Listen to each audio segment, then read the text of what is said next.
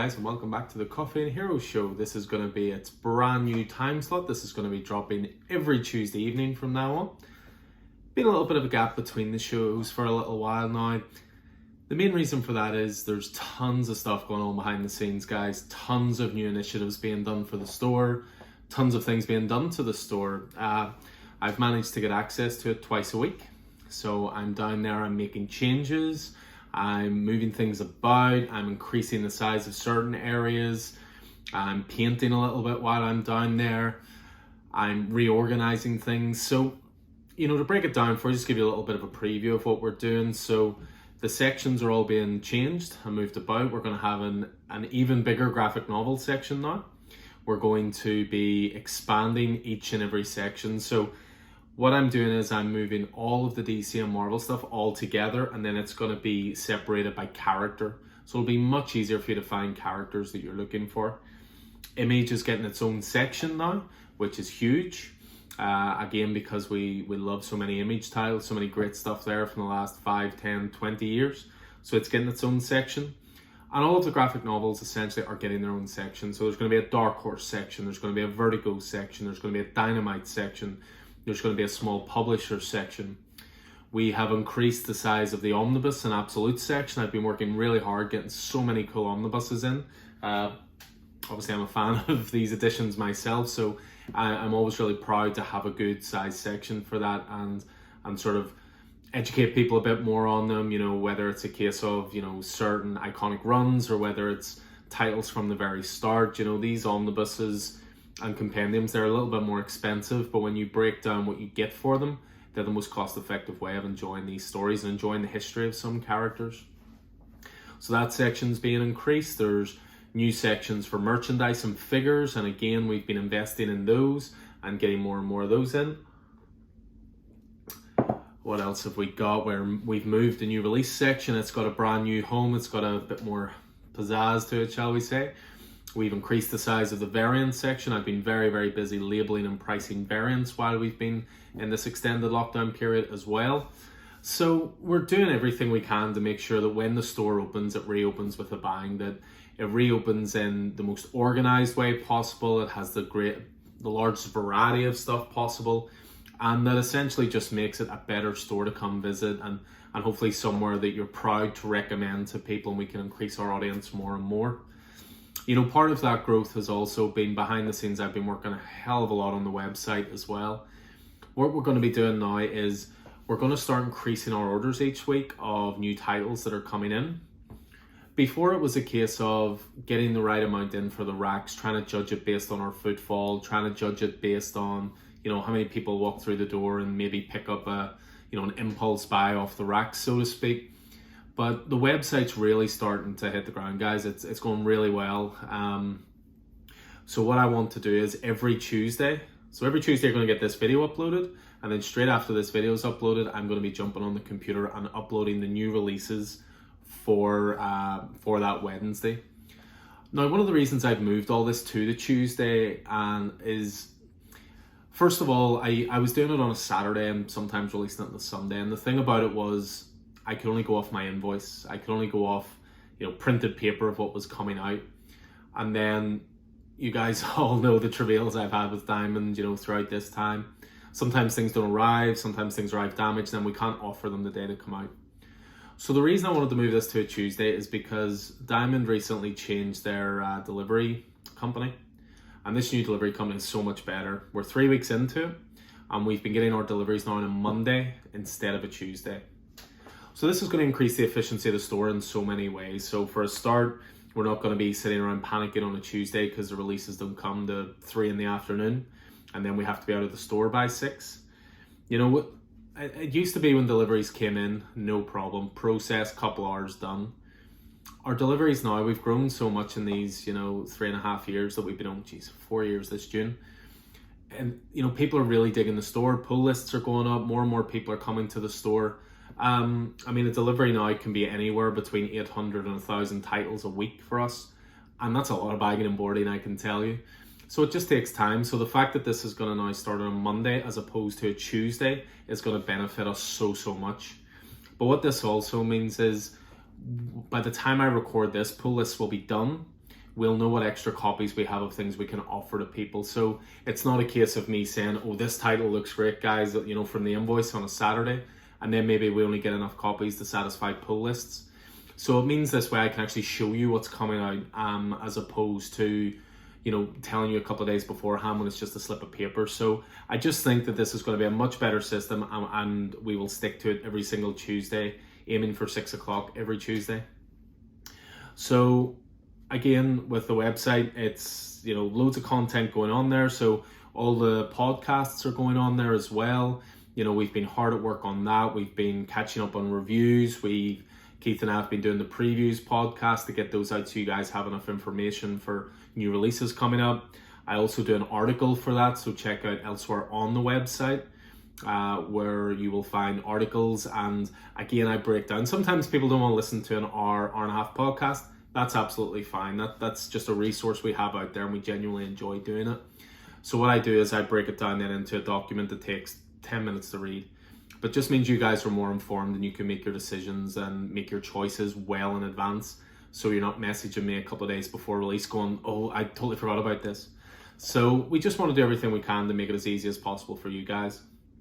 Obviously, the entire podcast library is on the website. There's tons of great interviews there, starting points podcasts, loads of really great materials for anybody who's new to comics or, you know, just wants to know a little bit more about the industry. So there's that. So yeah, we've just been working so hard behind the scenes. That's why the YouTube thing took a little bit of a break for now. But, you know, I have had messages from people. People do see it as a good resource. So here I am, coffee in hand, of course. So every Tuesday, as much as possible, this is going to be going live 6 p.m. So what have I been enjoying in these few weeks? Now, outside of all of the work, I have, of course, been, you know, reading loads of comics. I've been treating myself to the odd thing, as I think we all have been doing during lockdown, because we're just all stuck indoors so much. So I just thought I'd get a selection of titles that I've been enjoying recently and, you know, throw them out to you. Some of these we do go into more depth in terms of reviewing them on the podcast, so you can check that out. But just some titles I've been really digging. So Canto number 2, well, Canto 2, The Hollow Men. This is actually number 5. This is the last issue in the series. There's been a cracking wee series. It's a very worthy sequel to already one of our favourite titles. And I would imagine the trade's not far off now. I think it's about a month and a half down the line. Also, they have announced a following series for it, Canto and the City of Giants. Something to look forward to there. But ended really, really well. Very emotional. And we'll always push that as a great all ages title. I've been really enjoying the Future State stuff. So I picked out a couple of titles here that have just been my favourites through there. You will not be too surprised to learn that nearly all of them are Batman. You've got the next Batman, first of all. The main story in this is by John Ridley, Oscar-winning screenwriter, of course. This is going to spin off again to its own series once Future State ends at the end of February, called The Next Batman, Second Son as well. But I've been really enjoying this alternate take on Batman. In no way is it designed to replace Bruce Wayne. Is it designed to replace, you know, all of that history and everything that's been set up to this point. It's just an alternate take and a succession story as much as anything. But I've been really, really enjoying that. But slightly better than that is Dark Detective. Dark Detective has been easily the best Future State title of them all. And again, it falls down to the fact that it's Bruce Wayne. But it's also a case that the creative team in this is great. Mariko Tamaki on writing. You've got Matthew Rosenberg writing backup stories. You've got Joshua Williamson writing up backup stories. You've got Dan Mora on art, who just absolutely kills it. I'm so happy that this team of Tamaki and Mora are moving on to Detective Comics once Future State's ended. But this is the one that most epitomizes Future State for me, because it almost makes it like a mix of Gotham and Mega City 1. It's a totally totalitarian regime. It's, you know, hunting masks. And they're all doing it in a way where they got the technology from Bruce Wayne, so it's partly Bruce's fault. But I love this series. I look forward to this every single week it comes out, or every 2 weeks, I should say. But really surprisingly, Aquaman was awesome. This was a brilliant title. It's only going to be 2 issues. So it is, which is Brandon Thomas and Daniel Sampier on art. But I was really, really blown away by this. It reminded me of the Aquaman movie quite a bit, in that it was very approachable for people who maybe aren't familiar with the character. It was big, it was bombastic, it was colourful. It was just a really, really great first issue. I'm really looking forward to number 2 of that. One more to finish off then on DC. I thought Tales from the Dark Multiverse, Dark Knight's Metal was brilliant. This was one where Dick Grayson takes the lead role in it, and it's essentially what would have happened if the Batman Who Laughs had have won at the end of Metal. But this was awesome. Again, just it also had Duke Thomas in it as one of the main characters, and it was all about, you know, succeeding Batman and Bruce Wayne not being there anymore, and the main Justice League not being there anymore. You know, you had some smaller characters in it like Red Tornado and Hawkman and, you know, those kind of characters, but this was just a really great one-shot. Really, really impressed with this, I have to say. And if you've read Metal, you'll get a lot from it, but if you haven't read Metal, you'll still dig the hell out of it. So really recommend that. I think there's a couple of copies on the website, so get on that if you're a DC fan. Another favourite series of mine, Nailbiter Returns, has been continuing to be absolutely excellent. So this is Joshua Williamson and Mike Henderson. This is the serial killer story set in a small town. I absolutely love this series, and it's just getting better and better. I was so happy when it came back with Nailbiter Returns. In terms of Marvel stuff that I've really enjoyed, I think Kenan Black has been superb. Kenan Black #3. I think Vicky has my issue at the moment, but Kenan Black #3, that last page, you know, I don't want to throw spoilers out there, but, you know, it linked back perfectly to a previous Donny Cates series. It really, you know, gave me goosebumps, that last page. And then in terms of the tie-ins, far and away the best tie-in for me has been Daredevil. So Chip Zdarsky on this. And one of the reasons for this is that this is a textbook example of how to do a tie-in from an ongoing series. It doesn't disrupt the story that's being told in the main series, independent of the tie-in, but it also ties in perfectly. So in this, Matt Murdock's still in jail. Elektra is still out there being Daredevil in his absence. You've still got Mayor Fisk on the go with Typhoid Mary as his sort of, you know, muscle, so to speak. This was phenomenal. For more on this, you know, do check out the Reviews podcast, because it was my pick of the week it came out, and it is thoroughly brilliant. It's already one of my favourite series, Daredevil, but as a tie-in, I thought that was incredible. And then one last one I just wanted to throw, because again, this was a pick of the week, is Always an Invader. Now, this is actually the Scotty Young direct market cover. There is an Alex Ross cover, which we have in store. But this was an awesome series. This was a 12-issue mini-series. Once again, that man Zdarsky. But it had two different artists on it. You had Butch Guice and Carlos Magno. And the reason it was so good is it was a great exploration of 80 years of Marvel history. It focused on the invaders. So you had Namor, the Submariner. You had the Human Torch. You had Bucky Barnes. You had Cap. But it was a story told in modern day and a story told in the past as well. So your two different artists made complete sense, because one would handle the modern day art and one would handle the art in the past. So it was never jarring.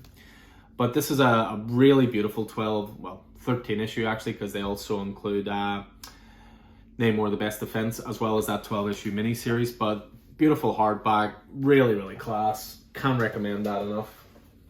It was actually one of the first things I read the week it came out, even though I'd read it before. So it was just great to have it all in that one collection. A few things I picked up recently just to share with you guys, but, you know, a few sort of nicer editions of things, but, you know, they're not brand new by any stretch of the imagination. Some of them are older stories, but obviously I've been getting massively into wrestling again. Shout out to the Royal Rumble. I thought it was great. Roman Reigns handcuff botch aside. But it was actually a really, really good event. Really, really dug it. But I'm also a big AEW fan. And I came across this book, which is The Young Bucks, which is called Killing the Business from Backyards to the Big Leagues. And I'm really looking forward to tucking into that. Wrestling memoirs are always great. You know, I've read Mick Foley's, I've read Ric Flair's, I've read Jake the Snake. Some great stuff. Also, those really nice hardcovers we're talking about. So this is Venom Volume 2. So this is going to be Venom, I believe, 16 to 25. So I believe they have skipped ahead through the Absolute Carnage ones, because I have the first one here. So this was 1 to 12. And then, yeah, this... Oh, actually, no, it does have Absolute Carnage in it. So it's missing parts 13 to 15. So, might have to go back and check that out. Anyway, yeah, so this is essentially continuing the Donny Cates run. This is Volume 2. This just came out there a couple of weeks ago. So again, part of the big graphic novel collection we've been building up in store. Another omnibus that I've bought that I haven't quite brought myself to rip open yet, just simply because I'm going to do that when I'm ready to read it. But recently I read some Amazing Spider-Man by J. Michael Straczynski. Really, really dug it, but I had bought, it was called The Complete Collection, but it was only like a trade that big. What I found out was there's actually 2 full omnibuses of these. So this is the second one, so this is gonna include, there's like 30 issues of Amazing Spider-Man in here, there's 4 issues of Friendly Neighborhood, there's 3 issues of Marvel Knights Spider-Man, there's Sensational Spider-Man. So again, this goes back to what I talk about, how these omnibuses are great value. You're talking 40 plus issues in there that even if you spend £3 an issue, which you're not going to get all of these for, if you spend £3 an issue, that's £120. This is an omnibus that is 100. So works out better and cheaper. Plus you get this really deluxe size, premium finish. It's also bigger. The art's been blown up a little bit, so looking forward to that. And then I couldn't resist as well, another Absolute, and this is Absolute Swamp Thing Volume 2. So this is all the Alan Moore stuff, iconic. There's no other way to talk about the Alan Moore run on Swamp Thing without calling it iconic. It pretty much defined the character. It showed comics could be more than just, superheroes and aimed at kids. It showed there could be depth, there could be pathos, there could be just grown-up, sophisticated fairy tale and nightmare storytelling. Absolutely love Swamp Thing. I'm halfway through that at the moment. So first volume is there as well. So 2 volumes of that so far, but the second volume only came out recently. So again, we've copies in store. But yeah, so instead of going through the invoice every week and just, superimposing pictures and this and that, and again, not being 100% guaranteed we'll receive it, I've decided I'm just going to show you guys my pull list every week. And then if there's any other notable titles, I'll mention those as well. But this week's a weird week to actually start it off with, because you may have noticed if you are on our social medias, you'll have noticed that we got a much smaller delivery this week. Now, the only reason I got a decent sized delivery at all was because, as I was talking about earlier, I'm organizing all the graphics into sections. And what I'm going to do is each week I'm going to focus on one section and do a big graphic novel order for that section. So this week I was doing Image, which I'll show you some of the stuff that I've ordered in a second. But that's the only reason I got a decent sized delivery, because next to nothing got sent in the way of new releases. It was essentially a case of there was weather disruption in America, so the releases were slow coming over to the UK. This is not Diamond's fault. This is to do with delivery companies. It's to do with the way the world is right now. It's unfortunate, especially because Dark Detective 3 was due this week. But it's basically just going to delay everything by a week. Now, next week, we should get what we're owed from this week, as well as next week's releases. So we'll see. It's going to be a big week next week, at least. I'll just show you the things that I ordered in for myself anyway. I've been collecting these nullified variants. So this is Conan number 17. I already collect Conan because it's a freaking brilliant run. And actually the hardcover of it came out last week. Again, we've ordered those and got them in store. But this is just a nullified variant of it, which I'm a big fan of. So I'm just enjoying collecting those variants. Speaking of variants, I am really digging the Future State second print variants. So these are done almost like character design ones, similar to what DC's been doing with their 1-25 variants, notably through Tinian's Batman run. But these are the second printings of the number 1. So this one is for Teen Titans, and this one is for The Flash. Again, all these are on the website. I ordered quite a few of those because I just think they're class. There were a few Future State titles that managed to get through the lack of releases this week. So we've got Future State Teen Titans number 2. And we've got Kara Zor-El Superwoman number 2 as well. So I'm reading everything Future State. I don't think you need to. I think you can certainly pick and choose the stories that you enjoy. But just being a big DC guy, I just want to read the whole thing. So there's that. Also this week is number 11 of Green Lantern. This is the Grant Morrison run along with Liam Sharp. Just look at that cover. Oof, beautiful. Liam Sharp is a god. I just love his stuff. But this is actually the second last issue of the Morrison and Liam Sharp run. There's going to be a relaunch for Green Lantern in March, which I believe is being spearheaded by Jeffrey Thorne.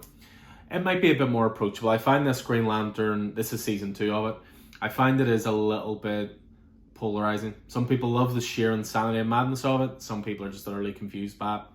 I haven't read it since issue 6 because that week I didn't have enough copies for myself to take one because a few new people jumped on it. And then by the time I got number 6, 7, 8, and 9 had piled up. So I decided just to let it run out. I'm still collecting it. I know I have it complete. Number 6 arrived. And once it hits number 12, I'm just going to reread through it all then. There's a new AWA title this week. I say this week, this was due out about 3 months ago in the States. I think it was freely available over there. It's called Grendel, Kentucky. New series by Jeff McComsey and Tommy Lee Edwards. And this is another AWA title. As you know, I'm a huge fan of this label. I think their stuff is awesome. And this is going to be a 4-issue mini-series. So really looking forward to tucking into that because I've been waiting for that for a little while. We have Scarentude. So the last issue, I think, of this, which is number 4, Nick Roche, Chris O'Halloran. This has been great so far. Again, we've talked about this a lot on the podcast. We've recommended it highly. If you're late to the party, you know, we can always backtrace single issues for you, but the trade is not too far away on that as well. We have Sweet Tooth The Return, number 4. Quite glad this arrived this week, actually, because I was a little behind on Sweet Tooth, and I read 2 and 3 back to back there the other day, and it's superb. I mean, Sweet Tooth was already a highly revered story, but this is almost like I don't want to say a remix of it, but it is sort of a retelling in shorter form. And then the trade that definitely sticks out the most to me this week, which will surprise no one, is Batman Joker War. So this is the, again, hardcover collection of Joker War, which was brilliant. Love Joker War. I'm really liking as well what DC have done with the spines, because this is their Dark Designs also available. This essentially contains the issues before this one. But if you look at the spines there, so same height, lovely hard covers, different color schemes, but characters in the same place, Batman in the same place. We're real suckers for this kind of stuff. We're very, very OCD as collectors. So I was really happy when I saw how that came out. I'll just show you one other cool thing as well. This was a wee present that arrived for Vicky. I'd actually ordered this for as a Christmas present, but it only arrived 2 weeks ago. Obviously, I push Kanto all the time. I tell everybody how amazing it is. This one I actually bought directly from Drew Zucker, the artist himself, and he did a little drawing in there as well, a little remark. So I have to get Vicky something Kanto every Christmas. It's the law. So I'd said about the delivery being obviously reduced, and I had ordered big on graphic novels. So I'll just show you some of the stuff I've been ordering in, because this is me focusing very, very highly on the image section. So I'm essentially plugging gaps. So for example, if I looked in the store and we had 1, 3, and 4 of a 4-volume set, I was ordering number 2. If we had 1, 2, 3, 4, 5, 6, 7, 8, 9, 10, I was ordering 11 and 12 to finish that run. So we've got Fear Agent here, pardon me, Fear Agent number 2, which is a great Rick Remender series. I believe that's being turned into a movie soon. We got Brubaker and Phillips, The Fade Out. This is a 3-volume series. 2 and 3 are in store, so now number 1 is as well. We've got a great series from Daniel Warren Johnson, the creator of my favorite graphic novel of last year, which was Wonder Woman Dead Earth. This is a series called Extremity, which is 2 volumes, so got those in. I am plugging the gaps of East of West, which is Jonathan Hickman and Nick Turcotta's brilliant manga meets Western. So we're up to date on that, and again have all the volumes. What else have we got in here? Let's see. So we've got Die Volume 2. So 1 and 3 are in store. So it was a case of filling that out. I believe that's going to be 4 volumes in total. Only 3 available so far. We've got Chew Volume 2. So one of my favorites, John Layman, Rob Guillory. Another one of my favorites that is so underrated, I really can't recommend this title enough, is Black Science. And that's Volume 4, Godward. So again, plugging those gaps. I have a very underrated little series called Thief of Thieves. This was started out by Robert Kirkman, and it was to do with a guy who was basically a master thief, but his home life was a mess. So Thief of Thieves, that's Volume 1, and then that's Volume 3, and then 2 and 4 are in the store. Then we've got Paper Girls. So again, Brian K. Vaughan and Cliff Chiang series, sort of a Stranger Things-esque story that I believe is being turned into a TV show, or is it a movie? It's one or the other. What else have we got here? So we've got Outer Darkness. So this is the 2 volumes of the John Layman Afu Chan's sci-fi series. And then Volume 3 was actually a crossover, which was Outer Darkness Chew. And Volume 3 we've got in store. We have Monstrous from Marjorie Liu, which I know comes highly recommended. I haven't read this myself. Sana Takeda on art as well. I'm told this is great. I took into that myself at some point once my reading pile comes down. We've got Killer Be Killed Volume 4. So again, more Brubaker Phillips goodness there. We have a couple of volumes of Godzilla, so King of the Monsters. And we have the Complete Rulers of Earth as well.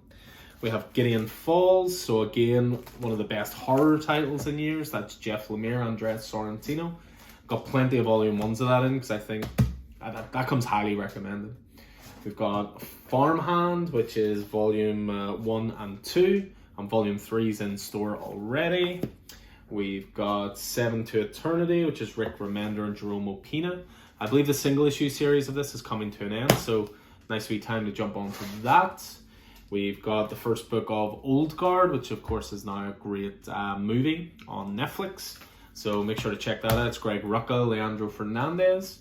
We've got volume 4 of Kirkman's Oblivion Song, which is another great title, Lorenzo Di Felci on art. I mentioned it before. Volume 1, get on it. Nailbiter is fantastic. Can't recommend enough. Another volume of Monstrous in there that we'd mentioned before. And a few more just to finish off there. So we've got, again, top-ups of Walking Dead. The idea with Walking Dead is always to have all 32 volumes on the shelves. So, you know, this guy over here might be in issue, or in volume 7. This girl over here might be in volume 15. We want to make sure that we always have all 32 in store. And then as soon as one sells, we replace it straight away. But we want to make sure that if you're coming into Coffee and Heroes and you're on a certain volume of Walking Dead, you'll be able to get the next one. And then we've got a couple of Scott Snyder joints to finish off. We've got Witches, which was a great horror series with Jock, and another horror series, but this one was Scott Tuft. This is Severed, which is pretty damn great as well.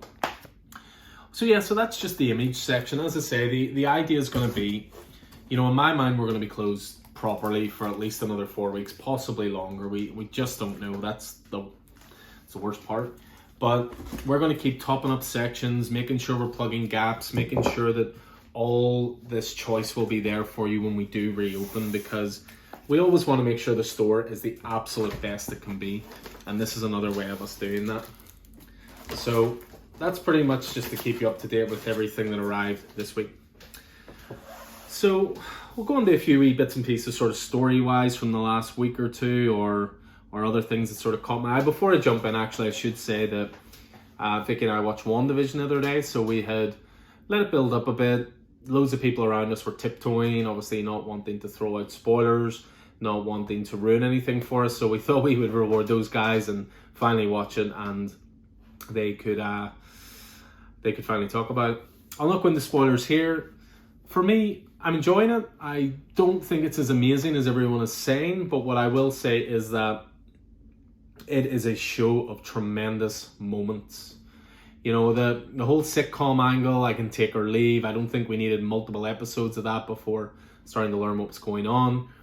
Once we hit episode 4 and we were seeing things from the other side, everything just went up a notch for me. You know, it started linking to the rest of the Marvel universe. It started getting me much more intrigued. And then that reveal at the end of episode 5, which of course I won't spoil, it actually had me, you know, DiCaprio style from Once Upon a Time in Hollywood, just pointing at the TV going, but that's from, you know, that kind of thing. I think it's going to be a landmark series in terms of the direction the MCU is going to take from here on in. But as a standalone show, for me, I don't think I'd be in a rush to watch it again. I love the surprises of it, and I love the cliffhangers of it, and I love what they're doing in terms of folding universes together. But all the other stuff outside I think is very superfluous. I don't know. But I'm enjoying it, but I just don't think it's the be-all and end-all that everybody's talking about, so you can throw your hate at me now. But yeah, just a few stories that sort of caught my eye over the last week, maybe the last 2 weeks I thought were worth throwing out. So the Super Bowl was the other day, so normally every year with the Super Bowl there's always loads of adverts for movies coming out, loads of adverts for TV shows coming out. This week was a bit more of a subdued affair because obviously the future of cinema is still uncertain. But there were quite a lot of good things that were shown up. So, you know, you had Fast and the Furious 9, take it or leave it. I enjoy them. They're stupid movies, but they're fun, if nothing else. You had a trailer for the new M. Night Shyamalan movie, which is actually based on a graphic novel called Sandcastle, but this is called Old. You had easily the standout for me, which was the Falcon Winter Soldier trailer. This is more like it when it comes to Marvel television. What else did we have? We had trailer for a movie called Nobody, which has Bob Odenkirk, otherwise known as Saul from Better Call Saul, as an action hero. Yep, every bit as ridiculous as it sounds. And then you also had one for a TV show called Clarice, which is going to be a spin-off from Silence of the Lambs. So there's some good stuff to check out there. The trailers were pretty good. Falcon Winter Soldier one was superb, I have to say. What else we got here? So there was a few bits and pieces on the Snyder Cut. Very soon you'll not have to hear me talk about it ever again when it inevitably comes out, and it's a piece of trash. But fingers crossed it's good. So they've announced the date for it, which is March 18th. That's going to be an HBO Max in the States. I am curious how they're going to present it this side of the world, because I don't want to have to, download it and watch it, but I also don't want to have it spoiled. I will happily buy a hard copy the day it comes out if it's being released through, say, Sky, because they have a lot of HBO content through Sky Atlantic. I'll happily pay for it, but I need to see it the day it comes out. But there's a couple of cool things. They revealed a poster, which I know that Dan Jurgens was a big fan of, because it was homaging Superman 75, which is, the death of Superman. It's that very iconic, large state, Superman's cape coming off the back of it. And with it, it was actually a tattered Justice League flag, so I thought that was pretty cool. They also showed off, just before I came on here, a little bit of a look at Jared Leto's Joker. Quite interesting, a couple of black and white shots, Joker with longer hair. One thing I did notice was that none of the tattoos were on his face. I wonder if he scratched them off or cut them off. You never know with a Joker. Or if he went to a tattoo removal shop, who knows. Or it could even be that it was set before Suicide Squad, but we'll wait and see with that. I'd mentioned before as well about really enjoying Future State there. Well, Future State's going to continue after the 2 months. The DC universe is going to go back to normal per se. So you'll have Batman back, Detective Comics, Flash, Action Comics, Superman, etc. But they are going to bring out a new ongoing series called Future State Gotham. And this one looks like it's going to go into different arcs for different characters. So it's not just a Batman story or a Red Hood story or a Nightwing story. It is going to kick off with a 6-issue story arc surrounding Jason Todd. And the good thing about this is Joshua Williamson's going to be on writing duties. So, obviously did such a great run there on The Flash. I mentioned Nailbiter as a favourite.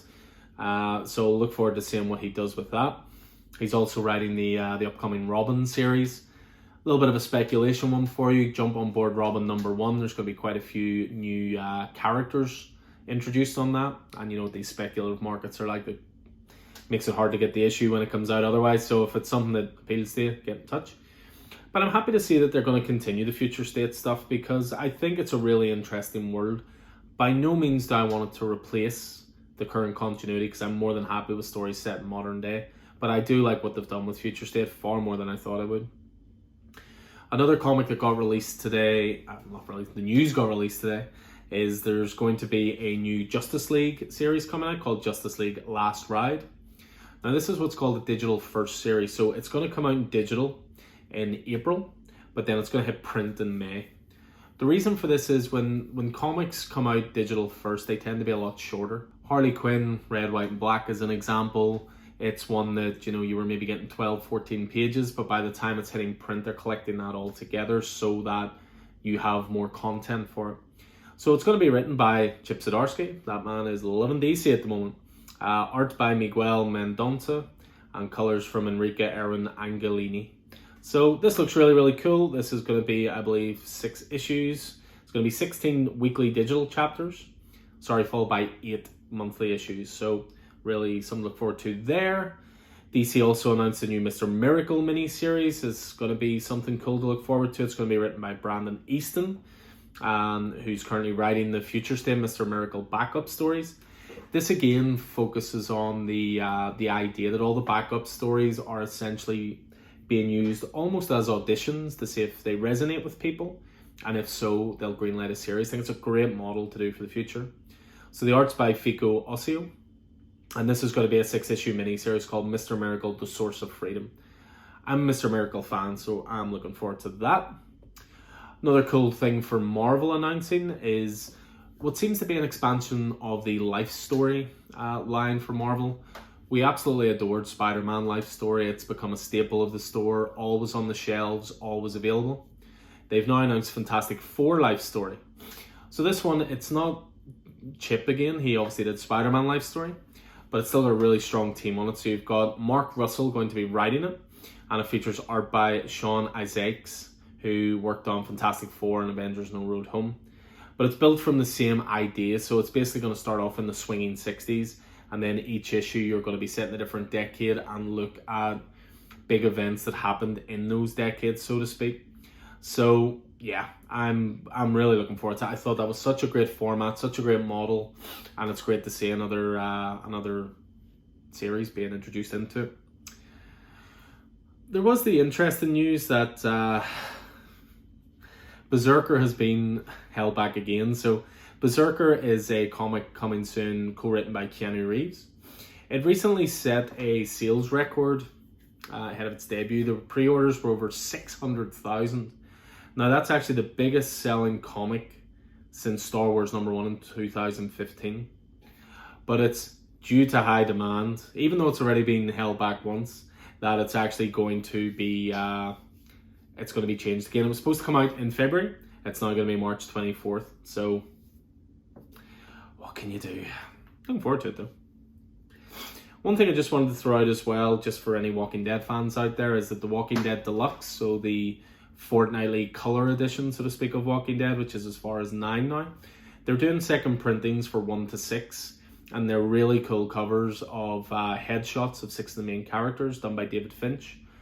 I'm not going to be ordering loads of these in, because I kind of get the feeling with The Walking Dead, if you're on it, you're on it. You're not going to go back and collect variants and stuff. But we do also have variant collectors in store, so I'd rather show you guys this, let the information get out there. If you want it ordered, we'll certainly order it, but I probably won't be ordering much for the store or for the shelves themselves. So that was all the comic stuff. Just a couple of small things to finish off, which were more to do with the TV and movie world. So you've got the New York playwright Stacey Osoo-Kuffour is going to be writing Blade for Marvel Studios. Now, they worked as a story editor and writer on Watchmen, the limited series on TV, so I am all about that. So it's the first black female writer to pen a Marvel movie, and after her work on Watchmen, which again was one of the TV events of last year for me, I'm more than on board with this for Blade. We've also got Tom Holland coming out talking about how the new Spider-Man story, which is being currently filmed, is super ambitious. These are big words in the world where we live, where Endgame exists, for example, which, had upwards of 30, 40, even 50 main characters in it. But what he said was, I can say that it's the most ambitious standalone superhero movie ever made. You sit down, read the script, and see what they're trying to do, and they're succeeding. It's really impressive, and I'm just, again, that lucky little shit who happens to be Spider-Man in it. We got more shooting to do. We started before Christmas and shot for 7 weeks. Stopped for Christmas, and now we're starting again. So there's obviously all these rumors about different, iterations of Spider-Man maybe going to be in this movie, different villains who have been in previous Spider-Man movies being in this. So there's a lot of stuff to look forward to there. So there is. So that's pretty much going to do it for us.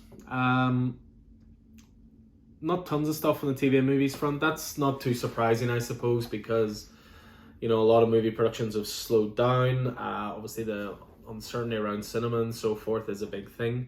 So we'll just have to wait and see. But I hope you guys dig this sort of new format and the new idea of doing it on a Tuesday. It just means that you're up to date with what's coming out. While we're still closed, you'll be able to check the website Wednesday morning, New Comic Book Day. Still make it an event rather than it just having to be in store. And if there's anything you like, you can buy it on the website. You can even buy it on the website and mark pickup, and we'll keep it for you in your pull box. Or we can post stuff out. I should say as well, if there's anybody out there that has pulled this with us that we haven't been in contact with, get in touch with us. We don't have everybody's contact details. You can't just search through the Facebook business page if you haven't had a conversation with them online before. So do get in touch and we will organize deliveries for you, either drop-offs or in the post. It's not a problem, but do get in touch with us. If you haven't had one so far and you would like one, do get in touch and let us know. But again, hope you guys dug this. Hope you're staying safe out there.